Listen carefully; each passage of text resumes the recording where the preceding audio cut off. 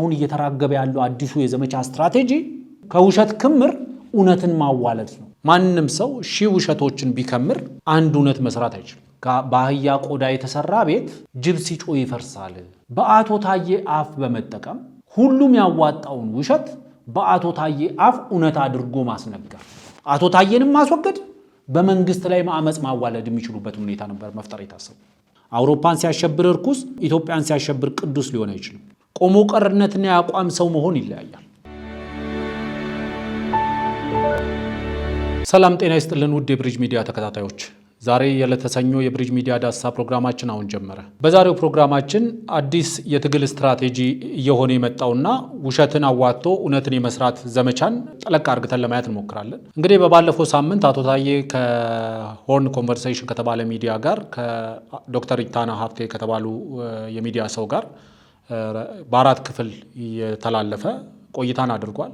በዚህ ቆይታቸው ውስጥ የተለያዩ ነገሮችን አንስተዋል። አከራካሪ አጨቃጫቂ የሆኑ ጉዳዮችን በዛሬው እኛ ልንመለከተው ያሰብነው አቶ ታዬ ምን ለማድረግ ምን አስተላለፉ የሚለውን መልእክት፣ እንዲሁም ደግሞ ከዛ ጀርባ ያሉ ሚስጥራትስ ምን ሊሆኑ ይችላሉ የሚለውን አንዳንድ በማስረጃ የተደገፉ አንዳንድ ደግሞ በመላምቶች ፖለቲካል ሃይፖቴሲስ ለማስቀመጥ እንሞክራለን። እንግዲህ በተደጋጋሚ ጊዜ ስንል እንደነበረው የአቶ ታዬ ቃለ መጠይቅ በሆርን ኮንቨርሴሽን ላይ ብቻ የተገደበ አይደለም። ከሆርን ኮንቨርሴሽን ቆይታቸው በተጨማሪ ከኢትዮ ፎረም፣ ከአንከር ሚዲያ፣ ከሌሎች ሚዲያዎችም ጋር ቆይታ አድርጓል። ከሆርን ኮንቨርሴሽን ጋር በአማርኛና በኦሮምኛ፣ ከአንከር ሚዲያ ጋር በአማርኛ፣ ከኢትዮ ፎረምም ጋር እንደዚሁ ቆይታ አድርጓል። ስለዚህ እነዚህ ቆይታዎች ምን የሚነግሩን ምን ነገር አለ የሚለውን በተወሰነ ደረጃ እንፈትሻለን። ሃይፖቴቲካል የሆኑ ጥያቄዎችን እናስቀምጣለን። እንዲሁም ደግሞ አቶ ታዬ ያስቀመጧቸው እና እንደ አዲስ እውነት እየተራገቡ ያሉ ነገሮችን በማስረጃ በመረጃ እንሞግታለን። ስንሞግት ግን በሌሎች ማስረጃዎች አይደለም የምንሞግታቸው፣ ወይም ደግሞ ከሳቸው በተቃራኒ የቆሙ ሰዎችን ሀሳብ አምጥተን አይደለም የምንሞግታቸው።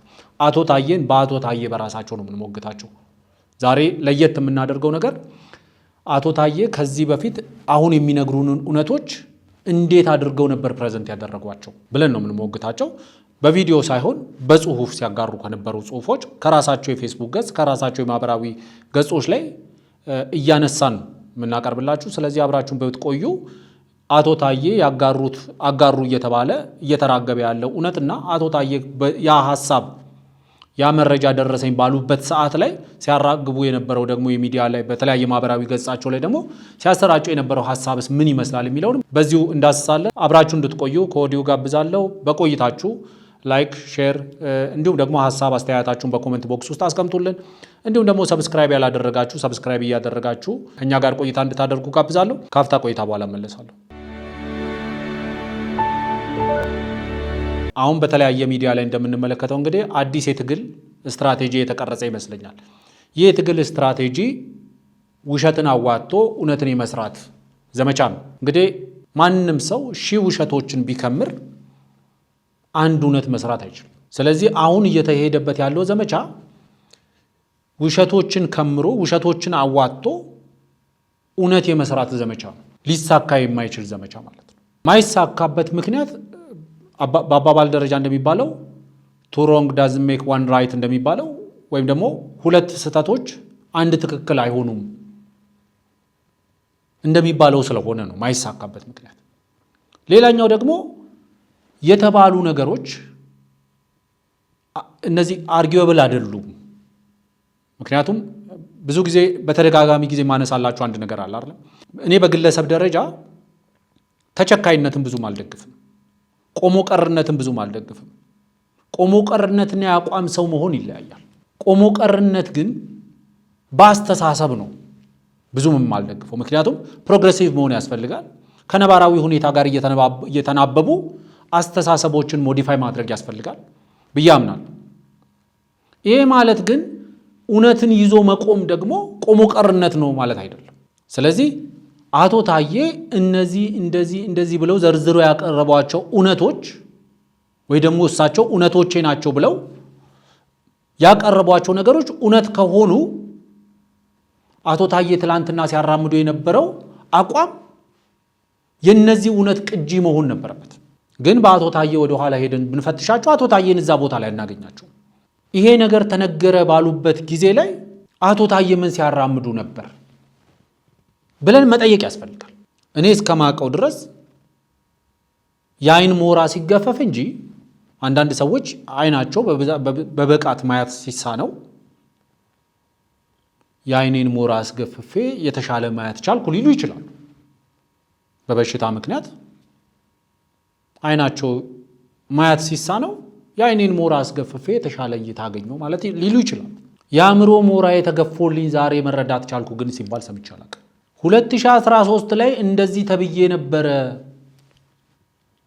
ያሉን አቶ ታዬ 2013 ወደዚህ አቶ ታዬ ሲያራምዱ የነበረው አቋም የዛ እውነት ቅጂ ነው ወይ ብለን ብንጠይቅ እንብዛም አንሳሳት፣ ብዙም ስህተት ላይ አንወድቅ። ይህንን እሳቸው ዛሬ ይዘውት የመጡት እውነት የውሸቶች ድምር ውጤት የሆነ እውነት ነው። ያንን እውነት ነው አሁን እንደ ትግል ስትራቴጂ እንደ አሰባሳቢ ትርክት አድርገው ይዘው ለመምጣት የሚሞከረው። እዚህ ሀገር ላይ አሳማ ብሔርተኞችን አይቻሉ። ከአንዳንድ ወዳጆቻችን ጋር ቁጭ ብለን ስናወራ ስዋይን ናሽናሊዝም የሚባል ነገር አለ የሚል ነገር አንስቼ አውርቼ አስታውሳለሁ። ከሆነ ወዳጆቼ ጋር ስናወራ የስዋይን ናሽናሊዝም ወይም ደግሞ የአሳማ ብሔርተኝነት መገለጫው የሚፈልገውን ነገር እስከሰጠኸው ድረስ የፈለከውን ነገር ብታደርገው አይሞቀው፣ አይበርደው፣ አይቆረቁረው፣ አይጎረብጠው ማለት ነው። አንዳንዴ አሳማ ካስትሬት ሲደረግ ወይም ሲኮላሽ ምግብ ይሰጠዋል። ሆል የመራቢያ አካሉ ተቆርጦ ይጣላል። ምግቡ እስካለ ድረስ ለአሳማው ብዙ እንትን አይደለም። ምግቡ ፊት ለፊቱ አለ። ያ ሁሉ ሰርጀሪ ተካሂዶ ያ ሁሉ ዊዛውት ኤኒ ማደንዘዣ ያ የመራቢያ አካሉ በሙሉ ተቆርጦ ሲጣል አሳማው ሆል አቴንሽኑ ምግቡ ላይ ነው። ከዛ በኋላ ያ ምግብ ሲያልቅ በረቱን በአንድ እግሩ ያቆመዋል። ዴር አር ሎት ኦፍ ስዋይን ናሽናሊስት እዚህ ሀገር ላይ አያፍሩም እኮ። ከዛሬ 5-6 ዓመት በፊት እከሌ የተባለ መንግስት ባለስልጣን ጠቅላይ ሚኒስትሩ ፊልድ ማርሻሉ እንደዚህ ብለውን ነበር ሲሉ አያፍሩ። ማህበረሰባችንም እንደ ጀግና ሲቀበላቸው አያፍሩ። ለምሳሌ አንድ ጋዜጠኛ ጠቅላይ ሚኒስትሩ ምን አለኝ ይላል፣ አማራ በሚሊዮን ዓመትም ወደ ስልጣን እንዳይመጣ አደርጋለሁ ብለውኛል።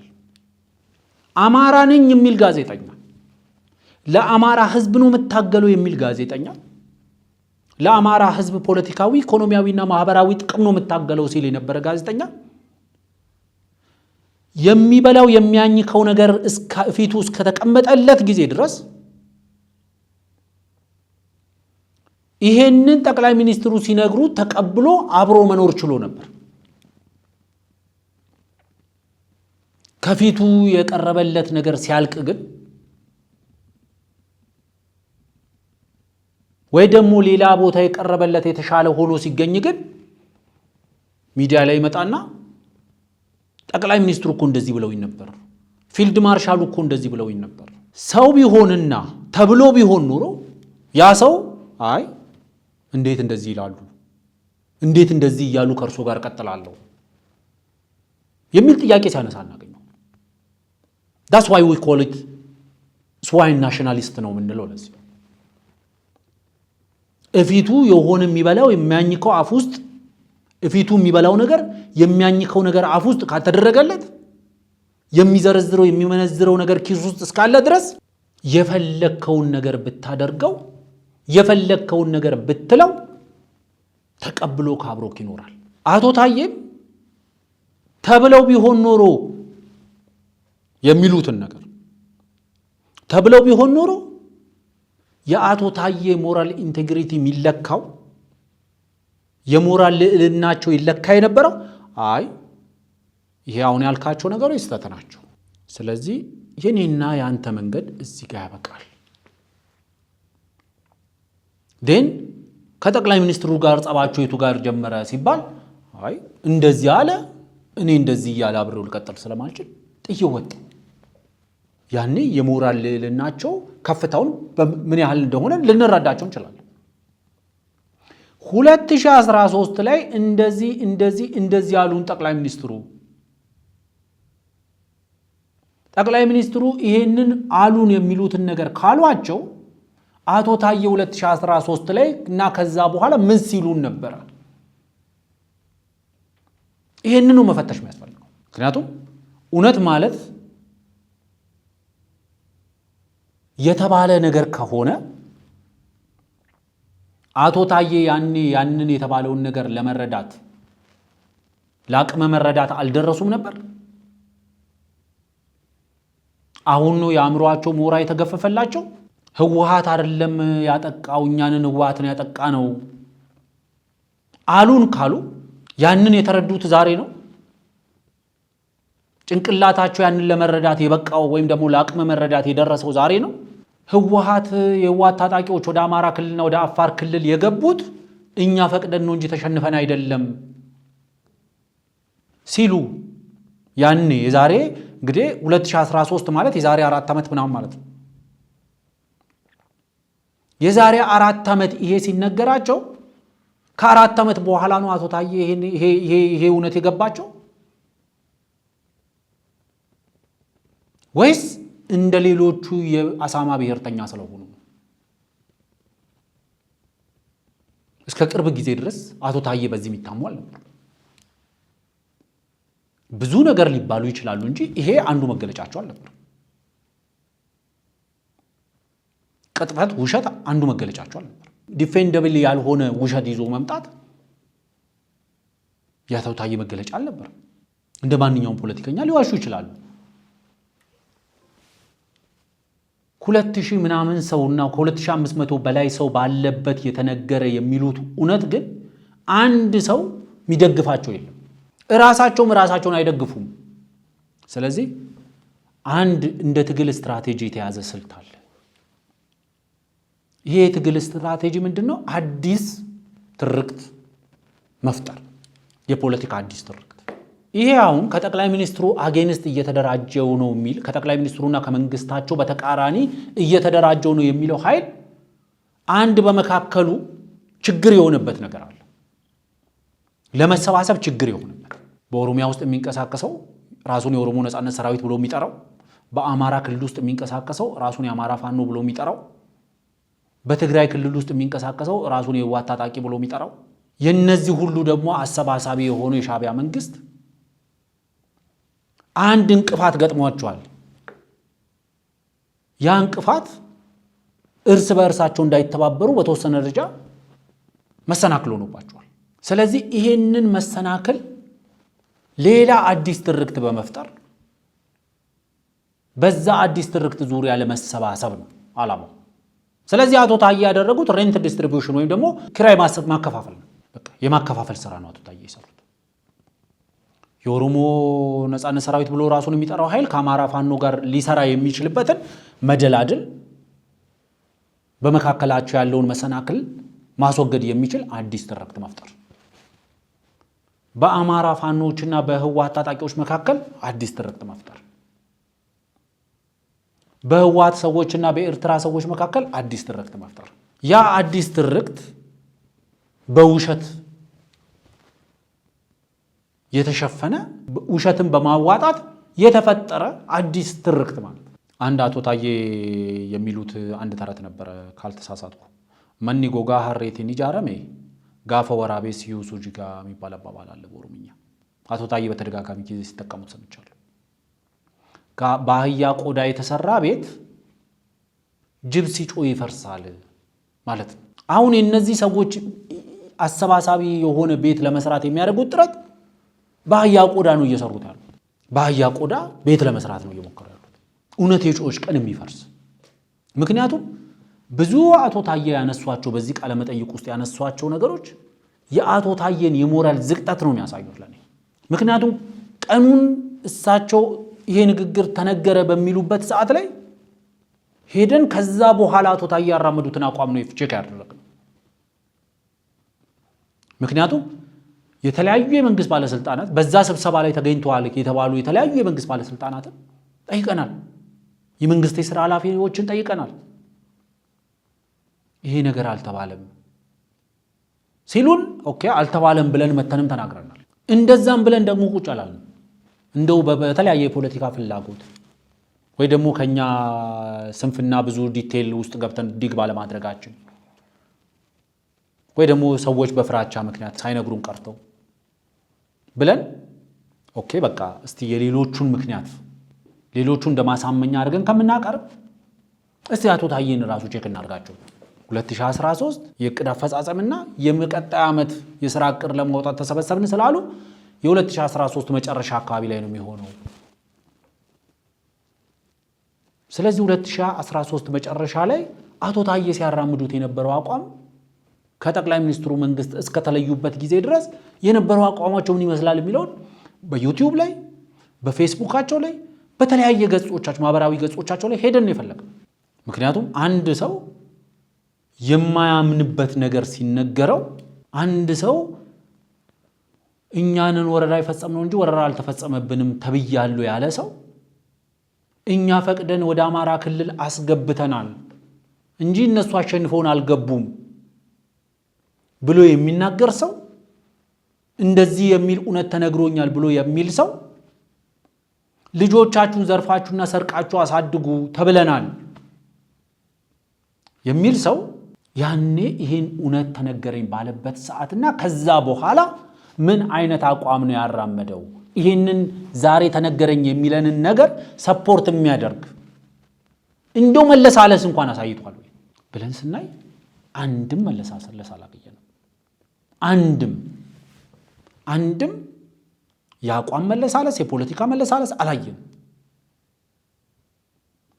ስለዚህ ለዛ ነው ግለሰቦችን አምጥተን እንደዚህ በተባለ ስብሰባ ላይ ነበራችሁ ይብንል አዎ ነበር እንደዚህ የሚባል መልእክት ተላልፏል ብለን መጣየቅ አይ አልተላለፈም ከዛ በኋላ የሚመጣው ምንድነው አይ ሰዎቹ መንግስት ስልጣን ላይ ያለን አካል እንደዚህ ብሎ ኮቀሱ ለራሳቸውም ስለሚፈሩ ትክክለኛው ላይ እናገሩ ይችላሉ ስለዚህ ማስረጃ ሊሆን አይችልም ነው የሚባለው ስለዚህ የተሻለው አማራጭ ብለን ያመጣ ነው ምንድነው አቶ ታዬ በተለያዩ ቪዲዮዎች በተለያዩ ቃለ መጠይቆቻቸው በተለያዩ የፌስቡክ ገጻቸው በተለያየ ማህበራዊ ሚዲያ ገጾቻቸው ላይ ሲያጋሩት የነበረውን አቋም ነው ሄደን መፈተሽ አለብን ያንን ስንፈትሽ ያገኘናቸው አቶ ታዬ አሁን የሚሉት እውነታ ውጤት አይደሉም ወይም ደግሞ ያኔ ተነገረኝ ከሚሉት እውነት የተቀዳ አንዳችም ይሄን አሁን የሚሉትን ነገር ኢምፕሊኬት የሚያደርግ ነገር አላገኘንም አቶ ታዬ አልሞቱም በህይወት አሉ የፌስቡክ ገጻቸው አክቲቭ ነው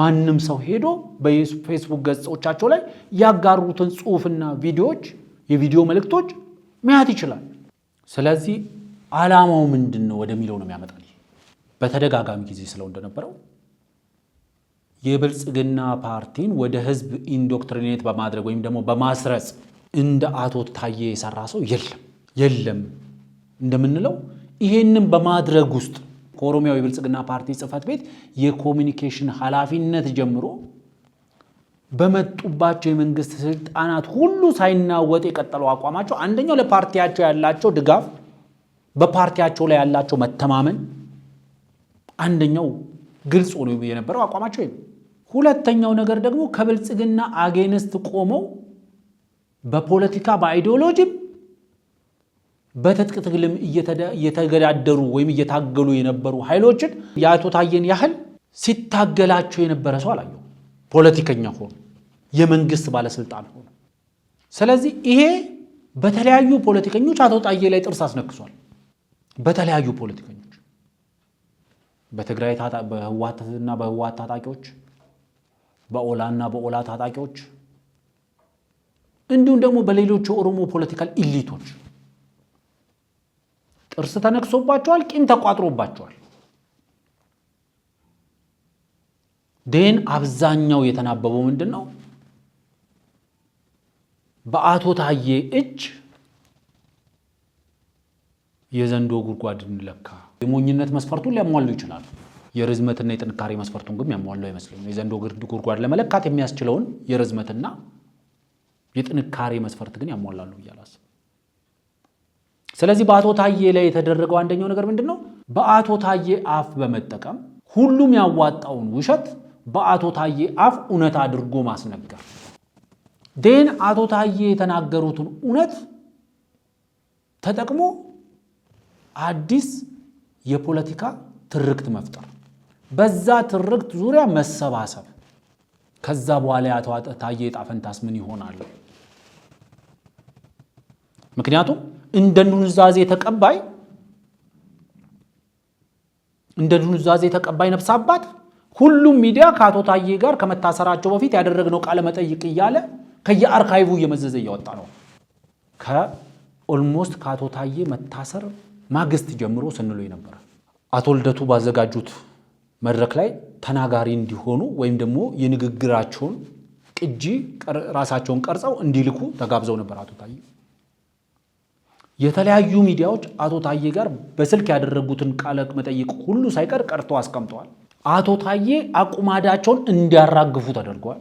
ዴን ፖለቲካል ሬሌቫንሳቸውን አጥተዋል። ስለዚህ ወደ ቅርጫት ውስጥ መክተት ነው የሚጠበቅባቸው።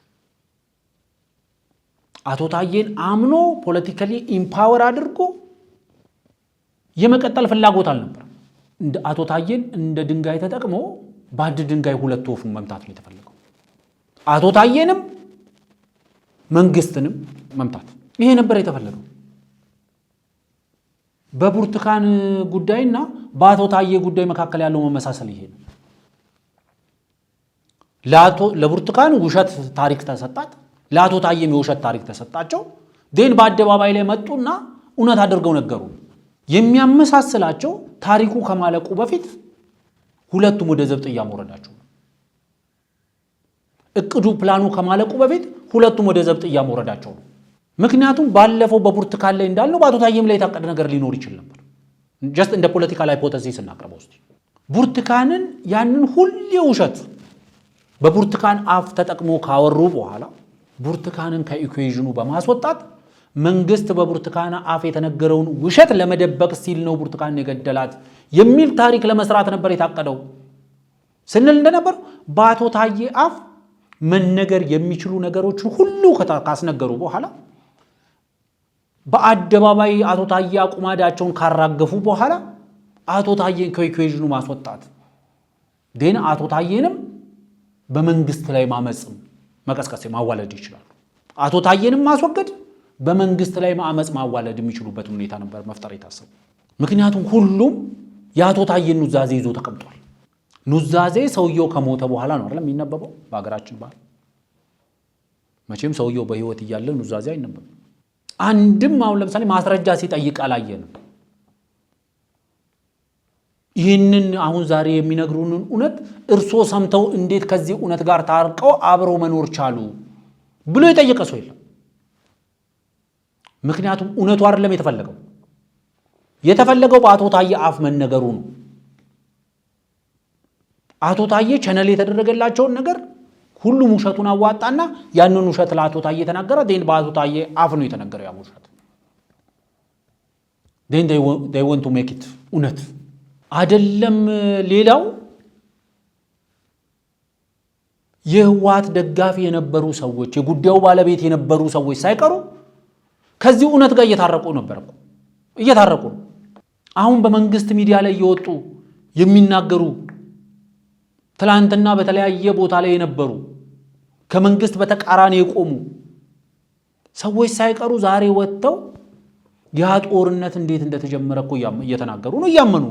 ያ ጦርነት መንግስት በሚለው መንገድ ከተጀመረ ህወሓት ወደ አማራ ክልል ገብቶ ያደረገው ዘመቻ በአማራ ህዝብ ላይ ያደረሰው ግፍ ፋኖ ከህወሓት ጋር ታጣቂዎች ጋር በሰራ በአማራ ህዝብ ውስጥ ተቀባይነት አጣለው ብሎ ስለሚፈራ አንድ አዲስ ትርክት መፈጠር አለበት። ምን የሚል ትርክት? አይ የህወሓት ታጣቂዎች እኮ ወደ አማራ ክልል ገብተው ያንን ሁሉ ውድመት እንዲያደርሱ ጠቅላይ ሚኒስትሩና መንግስታቸው ያንን ያደረጉት። በኦሮሚያ ክልል ውስጥ በአማራ ሰዎች ላይ በአማራ ማንነቶች ላይ እንደዚህ አይነት ግፍ ሲፈጸም ነበር ብሎ ያስብ የነበረ ማህበረሰብ ፋኖና ኦላ አብረው ሲሰሩ ይኮሰኩሰዋል። ለነዚህም አዲስ ትርክት ይዞ መምጣት አለባቸው። ስለዚህ በኦሮሚያ ክልል ውስጥ በአማራ ማንነታቸው ምክንያት ጭፍጨፋ ሲፈጸምባቸው የነበሩ አካባቢዎች ላይ መንግስት ነው ያንን ሲፈጽም የነበረው የሚል አዲስ ታሪክ በአቶ ታዬ በኩል መነገር መቻል አለበት። ህወሓት ወረራ ተፈጽሞብኝ ነው ወደ ጦርነት ውስጥ የገባሁት የሚል ትርክት ለህወሓት መሰጠት አለበት። ህወሓት ራሱን ለመከላከል ነው ከፌደራል መንግስቱ ጋር ጦርነት ውስጥ የገባው። በፌደራል መንግስቱ ይሁንታ ነው ወደ አማራ ክልል ነው ወደ አፋር ክልል የገባው። በኦላስም በኦሮሚያ ክልል ውስጥ ሲደረጉ የነበሩ ጭፍጨፋዎች መንግስት ነው ሲጨፈጭፍ የነበረው። ይህንን ውሸት ነው ሁሉም ከያቅጣጫው አምጥቶ ለአቶ ታዬ ያቀበለው።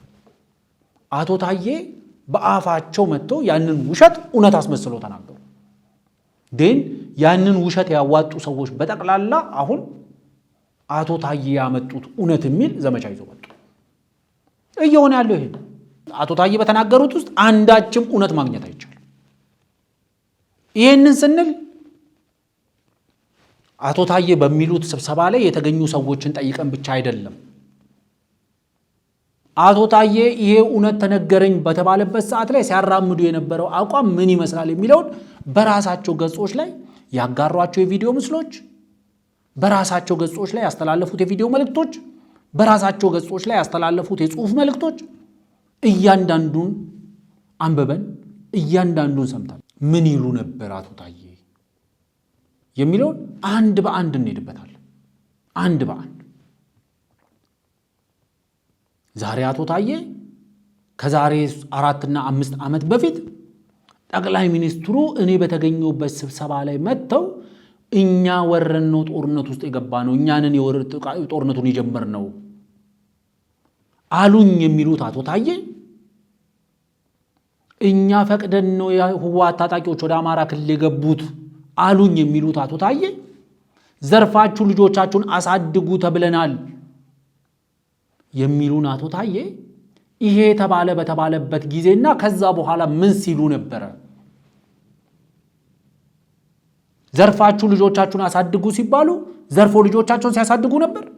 ምን ሲያረጉ ነበር የሚለው መጠየቅ ያስፈልጋል። ስለዚህ ወደ አቶ ታዬ ገጽ እንሂድ። ለምሳሌ ኖቬምበር 27 2021 አካባቢ አቶ ታዬ ቀይ መስመር በተባለ የኢቢሲ ፕሮግራም ላይ ተገኝቶ ነበር። ሰላማችንን ለማረጋገጥ የሰላም ጠንቅ የሆነውን የወያኔ ቡድን እስከ ወዲያኛው ማስወገድ እንደሚያስፈልግ አቶ ታዬ ደንደዓ ገለጹ።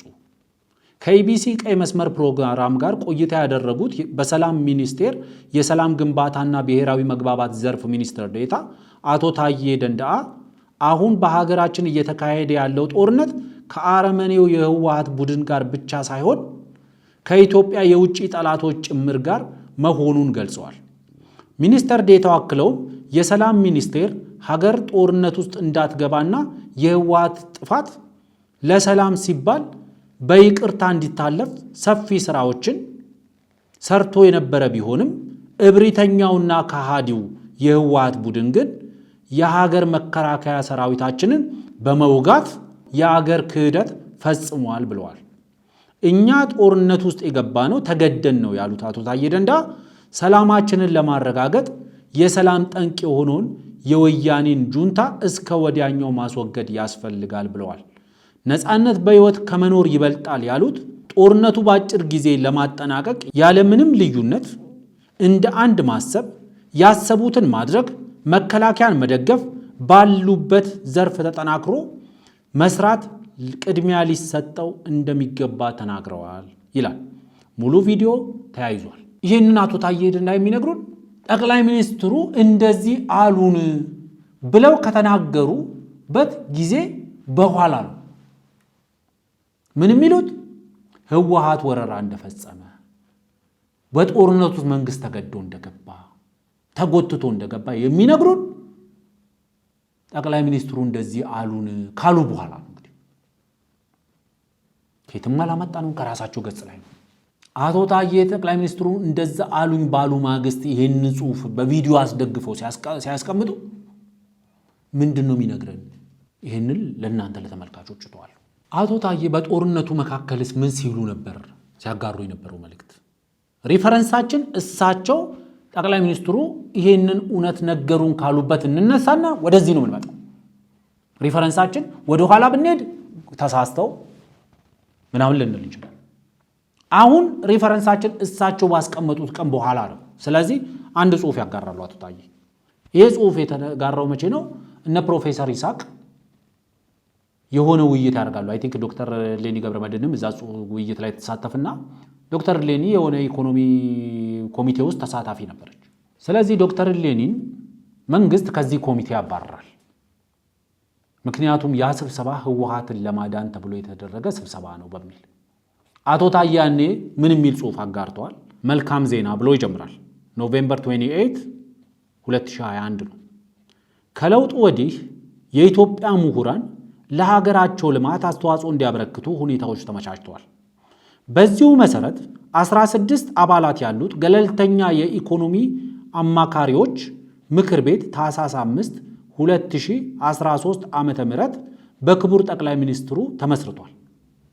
አንዳንዶች ግን የተጣለባቸውን እምነት አርክሰዋል። የምክር ቤቱ አባል ዶክተር እሌኒ ገብረመድህን በሕዝብ ይሁንታ የተመሰረተውን መንግስት በሽግግር ለመቀየር ከሚንገላቱ ሰዎች ጋር ሲያሴሩ ሰሞኑን እጅ ከፍንጅ ተገኝተዋል።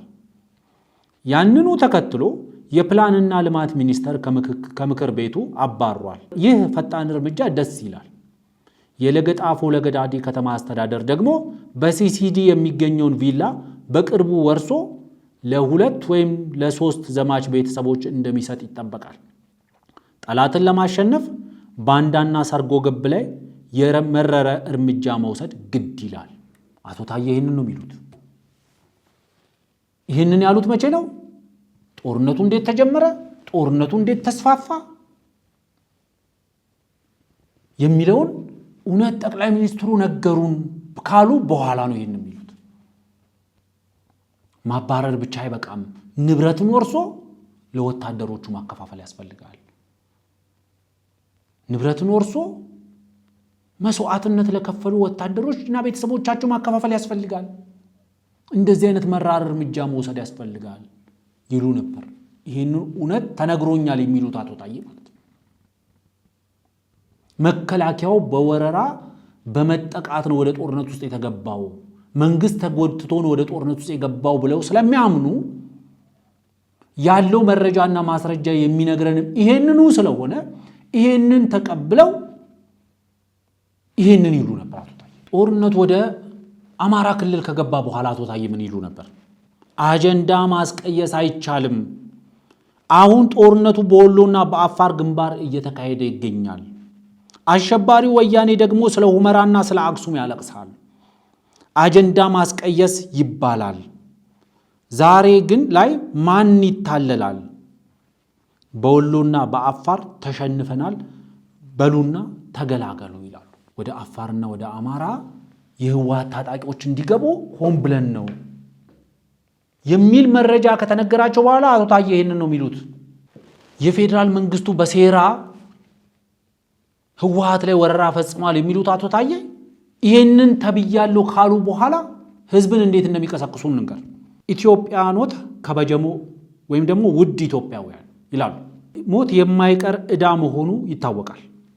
የቀን ጉዳይ ይሁን እንጂ ሁሉም ይሄዳል። በባርነት ከመኖር ደግሞ በነፃነት ለነፃነት መሞት ይሻላል። እያንዳንዳችን ልንወስን ይገባል። ብዛታችን ከ115 ሚሊዮን ይልቃል። ድህነትንና ባርነትን ታቅፎ በጅምላ ከመኖር የሞተው ሞቶ የቀረው ለነፃነትና ለብልጽግና ቢበቃ ትርፍ ይኖራል። 2 ምርጫ ከፊታችን ቆሟል። ነፃነትና ብልጽግናን የወደደ በክብር ለመሞት ይወስናል። መስዋዕትነት የፈራ ደግሞ በገዛ ፈቃዱ ባርነትንና ድህነትን ተቀብሏል። ደግሞ መሪ የዘመተበት በዚህ ወሳኝ ወቅት የኢትዮጵያዊ ልብ እንዴት ያመነታል? ከ10 ግንባሮች አንዱን መርጦ ሁሉም ይዘምታል ይላሉ አቶ ታዬ። ህወሓት ወደ ሰሜን ሸዋ አካባቢ በተጠጋበት ሰዓትና ጠቅላይ ሚኒስትሩ በዘመቱበት ወቅት ነው አቶ ታዬ ጽሑፍ የጻፉት። ያ እውነት ተነግሮኛል የሚሉት ነው ከተነገራቸው በኋላ ህዝቡን መሪ ዘምቶ አንተ አታመንታ፣ በባርነትና በድህነት ከምትኖር በነፃነት ለነፃነት ሙት ነበር እያሉት ነበር። ለዚህ ነው በአቶ ታዬ አፍ የተነገረው የመዋጮ ውሸት ነው የምንለው። ዓላማው አሰባሳቢ የውሸት ትርክት መፍጠርና በዛ ዙሪያ መሰብሰብ ነው። በዛ ዙሪያ መተባበር ነው። ኦልተርኔቲቭ ምክንያቱም እውነት ኦልተርኔቲቭ የለውም። እውነት ትላንትናም እውነት ከነበረ ዛሬም እውነት ነው። አስተሳሰብ አይደለም እውነት፣ አስተሳሰብ አይደለም፣ አረዳድ አይደለም እውነት። እውነት ከተለያየ ፖይንት፣ ከተለያየ ቪው፣ ከተለያየ አንግል፣ ከተለያየ ቪንቴጅ ፖይንት ስታዩ የሚቀያየር ነገር አይደለም። አቶ ታዬ ይሄን አሁን ተነገረኝ የሚሉትን እውነት ይዘው ይህንን እየጻፉ ነበር ብለን እንድናምናቸው ነው የሚፈልግ። ይቀጥላሉ አቶ ታዬ አሁንም ጠቅላይ ሚኒስትሩ ወደ ዘመቻ በዘመቱበት ሲዘምቱ የሚያሳይ ምስል ተጠቅመው ኢትዮጵያ በጀግኖቿ ብርታት አሸንፋለች፣ ወያኔ ሆይ እጅህን ስጥ ነበር እያሉ የነበረው። እኔ ሳልዘምት ጦርነቱ ያለቀ ይመስላል። ጠላት በየአቅጣጫው እየፈረጠጠ ይገኛል። ምንም ሀተታ ሳያስፈልግ አንድም እንዳያመልጥ መትጋት ያስፈልጋል የሚል ጽሑፍ ነው አቶ ታዬ ደንዳ ሲያጋሩ የነበረው። አንደኛው ዘመቻ ላይ ብለው የጠቅላይ ሚኒስትሩን የዘመቻ ፎቶ አያይዘውም የለቀቁት ጽሑፍ ነበር። ኢትዮጵያውያን ለህልውና ዘመቻ ተሰማርተናል። ዘመቻው በ10 ዘርፎች ይከፈላል። ክቡር ጠቅላይ ሚኒስትራችን የሚያደርጉትን ተጋድሎ ዓለምን እያስደነቀ ይገኛል። አለቃይና ባልደረባዬ ከጀግናው መከላከያችንና ከጠቅላይ ሚኒስትሩ ጋር ዘምቷል። አለቃይና ባልደረባዬ የሚሉት የሰላም ሚኒስትር የነበሩትን ሰው ነው። እንግዲህ የሰላም ሚኒስትር የቀረን የሥራ ኃላፊዎች የተቋማችንን ተልእኮ መፈጸም ላይ አተኩረናል።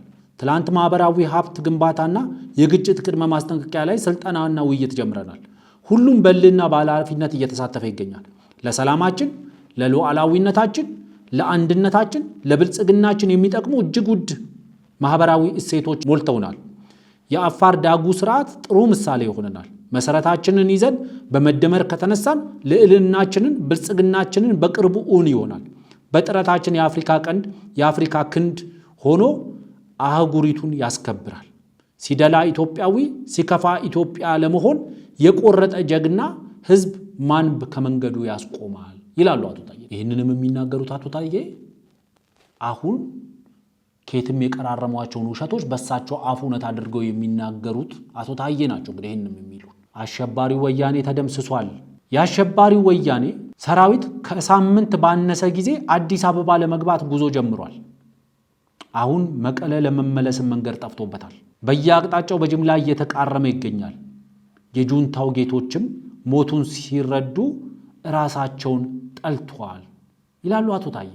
ሰበር ቀልድ ይሉና አቶ ታዬ ወያኔ ማምሻውን መሳጭ መግለጫ አውጥቷል። ከተሞችን ለቀው ወደ ኋላ የሚሸሹት የቦታ ማስተካከያ ለማድረግ መሆኑን ገልጿል። ቦታው ቆላ ተንቤን ይመስላል። ቆይ ግን አዲስ አበባ ለመግባት ከደብረ ብርሃንና ከቆላ ተንቤን የቱ ይቀርባል? ወይስ ወያኔ ጉዞውን ወደ ካይሮ ቀይሯል? ይላሉ አቶ ታዬ። አቶ ታዬ ጠቅላይ ሚኒስትሩ በዘመቱበት ሰዓት ጠቅላይ ሚኒስትሩ እንዴት ይገልጿቸው ነበረ? የአፍሪካ ጀግና ድሉ የመላው አፍሪካ ነው፣ ጎታ አፍሪካ እንጂ ፈኖን ከና አፍሪካ ውንዳቲ ብለው በጠቅላይ ሚኒስትሩ ምስል ያሸበረቀ ጽሑፍም አጋርተዋል አቶ ታዬ። አቶ ታዬ በሌላው የፌስቡክ መልእክታቸው ላይ ምን ይላሉ? ዘመቻ ለህብረ ብሔራዊ አንድነት በታላቁ የአፍሪካ ጀግና ዶክተር አብይ የሚመሩት የኢትዮጵያ ጀግኖች የወልዲያ መዕለን መንገድ ቆርጧል። አዲስ አበባን ለመቆጣጠር ጉዞ የጀመረው የጁንታው መንጋ አሁን ትግራይ ለመመለስ ማቅቶታል። ለመሆኑ የነጌታቸው ረዳ የቦታ ማሻሻያ ሽሽት ከምን ደርሷል ብሎ ይጠይቃሉ አቶ ታዬ። አቶ ታዬ ዛሬ በህወሓት ላይ ወረራ ተፈጽሞበት ነው እንጂ ህወሓት ወረራ ፈጽሞ አይደለም፣ ህወሓት ላይ ማጥቃት ተፈጽሞ ነው እንጂ ህወሓት ማጥቃት ፈጽሞ አይደለም የሚሉት አቶ ታዬ በጠቅላይ ሚኒስትሩ ሴራና ሸር ነው ህወሓት ታጣቂዎች ወደ አማራ ክልል የሚገቡት ያሉን አቶ ታዬ ይሄ እውነት ተነግሮኛል የሚሉት አቶ ታዬ ይሄንን እውነት ከሰሙ በኋላ የጻፉት ሌላ ጽሑፍ ደግሞ ምን ይላል? አንተ የጓሮ ድመት ብትስል ብታስነጥስ አሁን ወያኔ መጨረሻ ሞቱን ሊቀበል ጫፍ ደርሷል። ሁኔታው ጌቶቹን ክፉኛ አስጨንቋል። የአውሮፓ ህብረት በግብፅ ጎትጓችነት የተመድን እጅ ጠምዝዞ ሚስጥራዊ ስብሰባ መጥራቱ ተሰምቷል። ወያኔ እጅግ አሰቃቂ ግፎችን እየፈጸመ ሸዋሮቢት ሲደርስ በደስታ ሲመለከተው የነበረ ሁሉ አሁን ደንግጦ ሊያድነው ሩጫ ጀምሯል። አሁን ህዝቡ ወስኗል። ወያኔ በአፍሪካ ቀንድ አደገኛ ካንሰር ሆኖ ኖሯል። ልንገላገለው ግድ ሆኗል። በዚህ ያዘነ እስከ መጨረሻው ሊቃጠል ይችላል። ማንም ቢጮህ ወያኔን አንለቀውም የሚል ጽሑፍ ነው ያጋሩት አቶ ታዬ። በአፋር ክልል ወያኔ ገብቶ ስለፈጸመው ግፍስ አቶ ታዬ ምን ይሉ ነበር? ሂውማን ራይትስ ብለው በቃል አጋኖ ስር አንድ ጽሑፍ ያስቀምጣሉ። ምን ይላል? Some TPLF godfathers are planning to defame Ethiopia in the name of human rights. Actually, advocating for the protection of human rights is a noble idea. But to talk about human rights you need to have a human sense. This is what your TPLF did in Galikoma, Afar, while performing its duty as your agent. Hippocrates cannot defend human right no more. የሚል ጽሑፍ ነው ያጋሩት በስክሪኑ ላይ የምትመለከቱትን ማለት ነው። ይቀጥላሉ አቶ ታዬ። ዲሴምበር 19 2021 ደርሰናል። የኢትዮጵያ ጀግኖች ወልዲያን ጨምሮ በርካታ የሰሜን ወሎ ከተሞችን ከጁንታው ነፃ አውጥቷል። በጣም ደስ ይላል። ነገር ግን የይቅርታ እጅን በመንከስ ኢትዮጵያውን ውድ ዋጋ ያስከፈለው የትግራይ ወጣቶችን በግብ አልባ ጦርነት ያስፈጀው የህወሓት ቁንጮ ኤርታሌ መግባቱ ግድ ይላል ይላሉ አቶ ታዬ። የደብሬ ደብዳቤ የሚልም ጽሑፍ ነበራቸው 20 ዲሴምበር 20 2021። አሸባሪው ህወሓት መሪ ደብረ ጽዮን ከወር በፊት በጦርነቱ ስላለቀ እጅ ስጡ ብሏል። ዛሬ ደግሞ የኢትዮጵያ መከላከያ መቀለ እንዳይመጣ ለምኑልኝ የሚል ደብዳቤ ለ50 ሀገራት መጻፉ ተሰምቷል። አሁን ቀይ መስመር ሊሰመር ግድ ይላል። ማንኛውም የውጭ መንግስት ህወሓት የሚባል አሸባሪና ትግራይ የሚባል ክልል እንጂ ትግራይ የሚባል ሀገር የትግራይ የሚባል መንግስት የሚባል አካል እንደሌለ ሊያውቅ ይገባል። የደብረ ጽዮን ደብዳቤ አንብቦ የሚያወራ ብቻ ሳይሆን የተቀበለም የኢትዮጵያ ሉዓላዊነትን ደፍሯል። ድንበር ይሰመር ይላሉ አቶ ታዬ። ወያኔ ሆይ ንቃ ናሙት የሚልም አንድ ጽሑፍ አላቸው አቶ ታዬ። እውነትም ሰላምን ይጠቅማል። ይህ ሙዚቃ ግን ወያኔ ደብረ ሲና ደርሶ ጻድቃንና ደብረ ጽዮን በሚበጻደቁበት ጊዜ ቢለቀቅ ምንኛ ይማርካል። አቶ ወያኔ ግን አሁን የሰላም አምባሳደር ሆኗል። በ1983 ወዲህ ያለውን ዘመን የረሳ ይመስላል። ወያኔ ሆይ ንቃና ሙት ይላሉ። ወርልድ ፕሬስ we have to put aside our ego and start preaching about the importance of peace የሚል ጽሑፍ ባጋራበት ወቅት ነው ይህን ጽሑፍ የጻፉት አቶ ታዬ። ሌላኛው አቶ ታዬ የኢትዮጵያ ወጣት ባዶ እጁን በመፋለም ወያኔን ጥሎ ለውጡን አምጥቷል።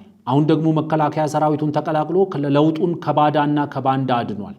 የለውጥ አመራሩ በተለይም ክቡር ጠቅላይ ሚኒስትር በእሳት ላይ ቆሞ ግልጽ አቅጣጫ ሰጥቷል። ግቡ ብልጽግና መንገዱ መደመር ይባላል። እውነትም ድር ቢያብር አንበሳ ያስር።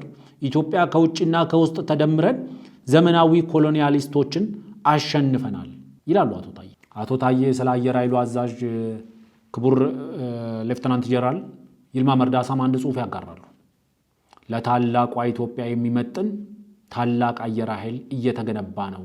ጀነራል ይልማ መርዳሳ የታላቅ ሀገር ታላቅ ጀነራል የአየር ኃይላችንን ገድል ጁንታው ራሱ መስክሯል ይላሉ አቶ ታዬ።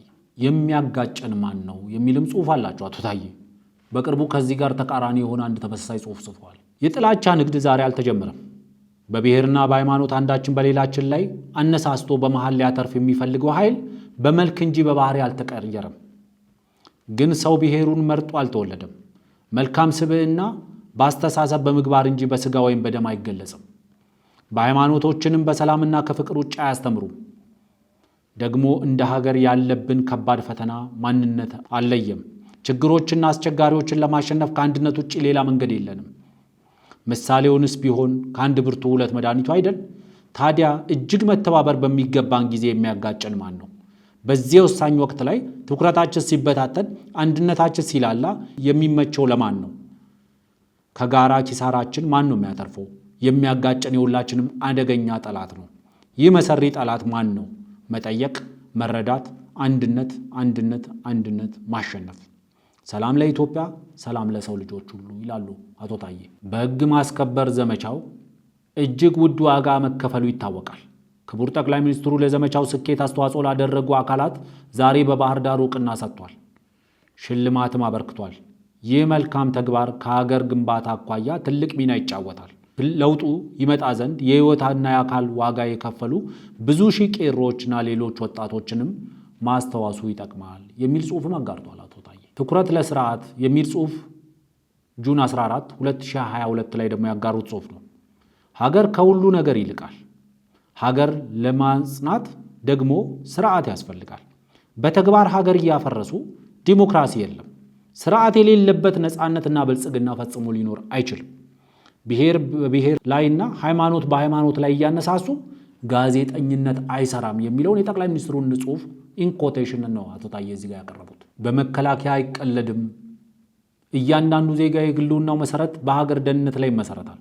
መከላከያ ደግሞ በላቡ በደሙ በአጥንቱ በነፍሱ ያለ ክፍያ ሀገር ይጠብቃል።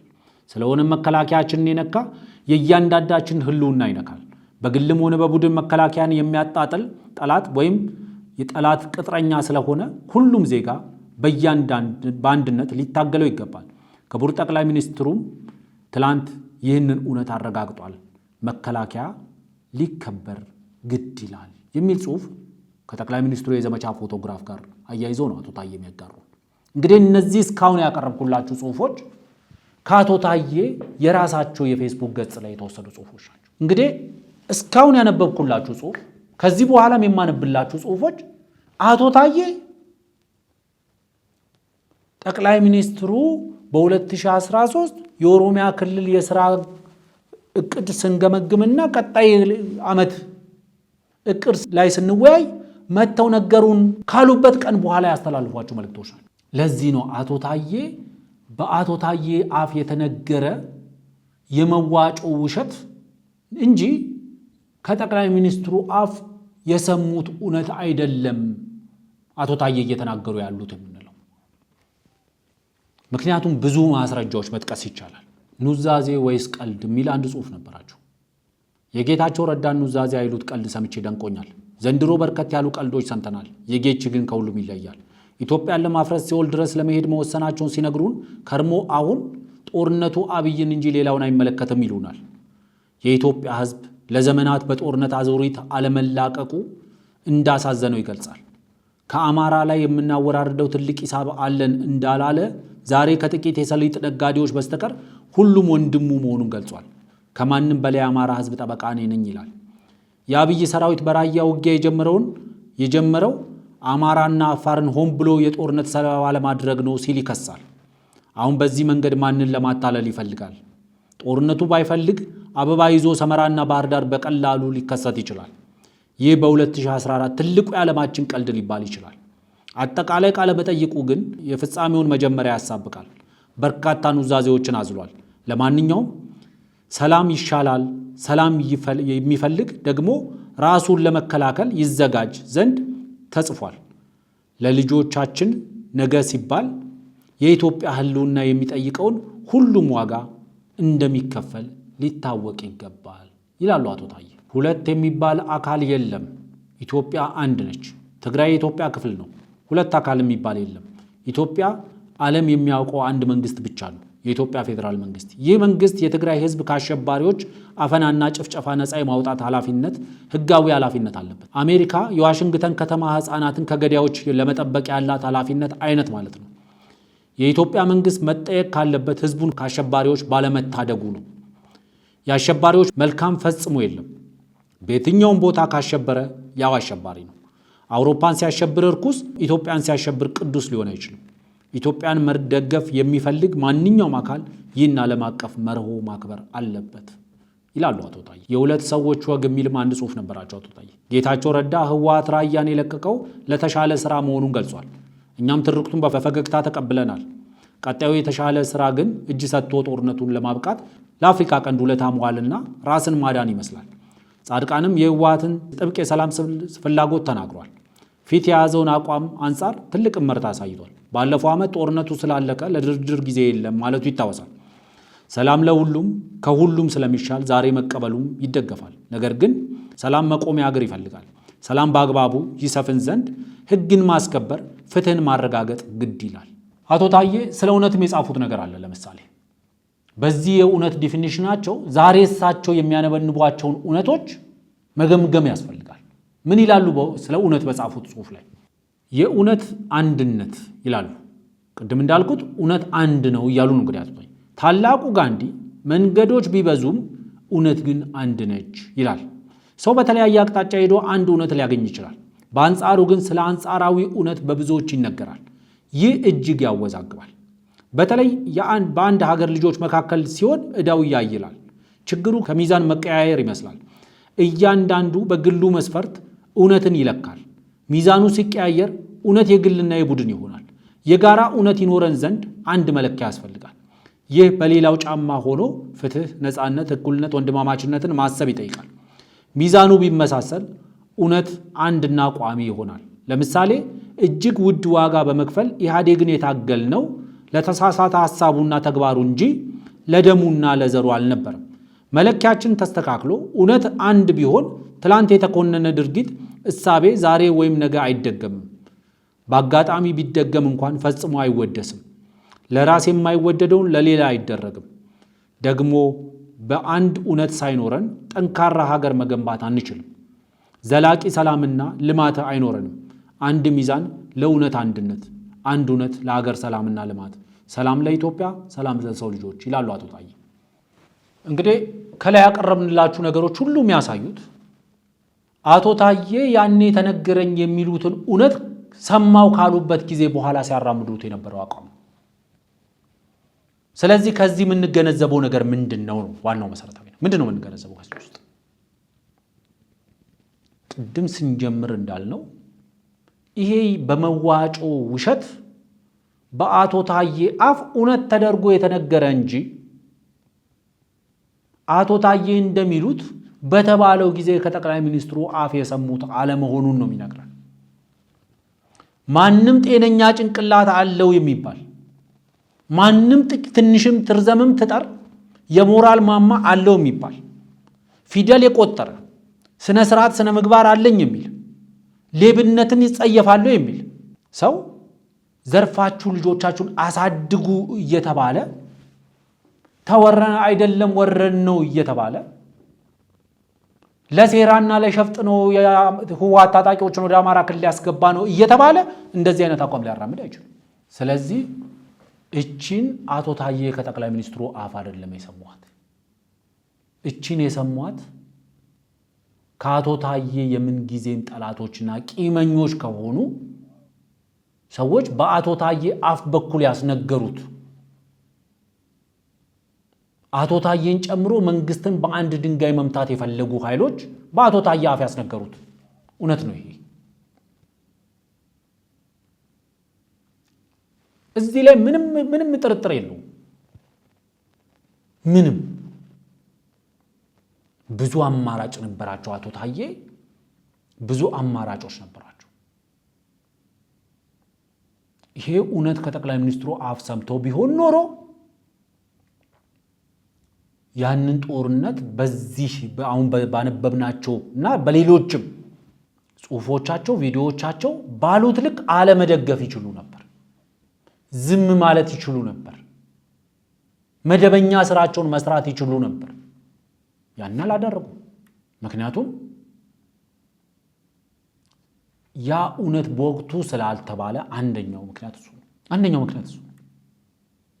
ምክንያቱም የራሳቸው ቃልም ይሄንን አያረጋግጥም መባሉ፣ አብሯቸው የነበሩ ጓዶችም ይሄን ነገር መባሉን አያረጋግጡ የሉም። ይሄንን ነገር ተብሏል ተነግሯል የሚሉ ሰዎች የሉም። ስለዚህ ምን ማለት ነው? ይሄን ነው ራሳችንን መጠየቅ ያለብን።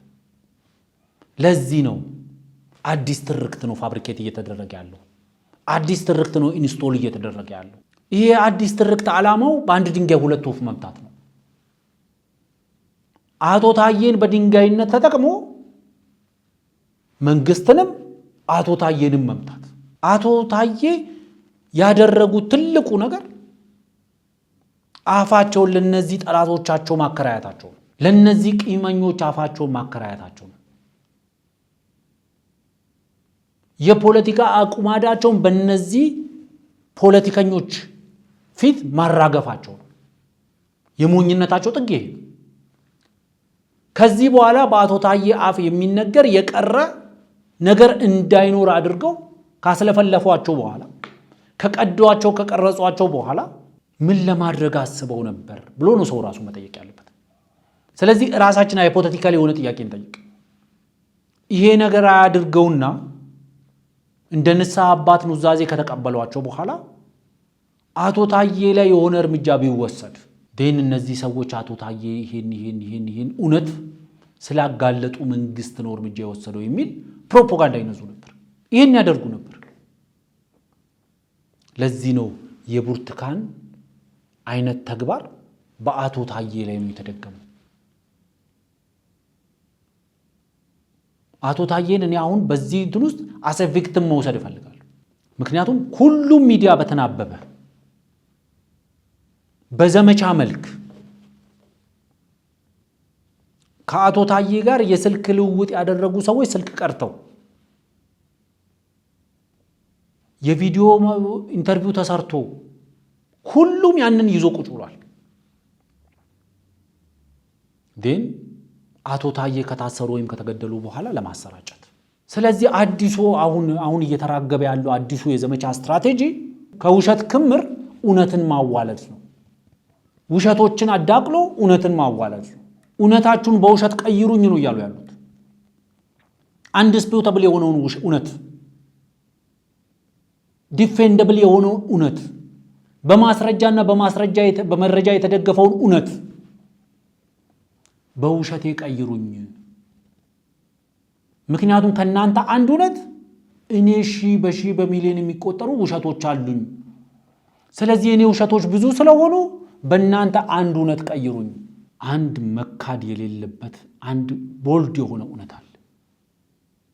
ያ እውነት ህወሓት በጀመረው ጦርነት በየትኛውም አካባቢ በትግራይ ውስጥም ከትግራይ ክልል ውጭ ከኢትዮጵያ ግዛት ውጭ ሄዶ ኤርትራ ድረስ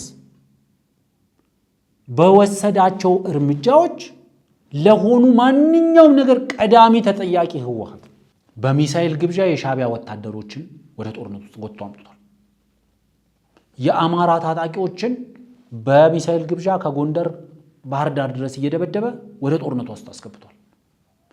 የመከላከያ የፌዴራል መንግስቱን የመከላከያ ሰራዊት በተኛበት ሳይቀር ጨፍጭፏል።